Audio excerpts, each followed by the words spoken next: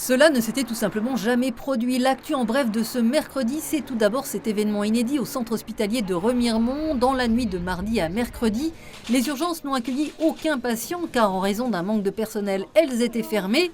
En cause, un problème d'effectifs et d'organisation qui touche plus particulièrement les urgences pédiatriques, aggravées par des soignants atteints du Covid.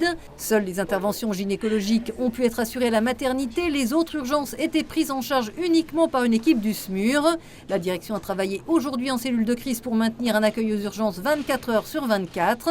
Retour à la normale depuis ce mercredi matin. Une page élection avec les législatives et la 4e circonscription des Vosges, celle de la Plaine. François-Xavier Wein, avocat à Neufchâteau de 35 ans, a présenté sa candidature ce mercredi pour la NUPES, la nouvelle Union populaire écologique et sociale.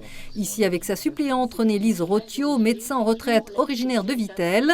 Tous deux mis sur les 22% de Jean-Luc Mélenchon obtenus à la présidentielle. Ils sont bien décidés à convaincre les abstentionnistes mais aussi les électeurs du RN. Des fâchés mais pas des fachos comme ils disent. On le rappelle, Marine Le Pen est arrivée en tête dans les Vosges et dans cette circonscription hors Vittel. François-Xavier Wein et sa suppléante se veulent aussi des candidats de la rupture pour répondre à l'urgence sociale et écologique. Sur cette circonscription, ils désignent leur principal adversaire, celui de la majorité présidentielle.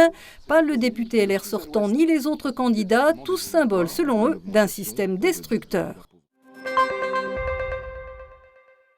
Atténuer les nuisances de certains oiseaux tout en limitant l'impact environnemental de la mesure, c'est l'ambition de la ville de Vittel pour assainir le cadre de vie de ses habitants. Face aux colonies de corbeaux installées dans les arbres remarquables, la municipalité a fait le choix d'avoir recours à des rapaces pour les effaroucher. Les spécialistes de la fauconnerie Team de Dijon poursuivent donc leur action avec leurs buses américaines et autres faucons cresserelles. Ils sont déjà intervenus les années précédentes sur les étourneaux. L'autre mesure, c'est l'installation de nichoirs pour faire revenir des prédateurs naturels de ces volatiles nuisibles. La ville estime le volume de fientes ainsi évité à 660 litres par jour.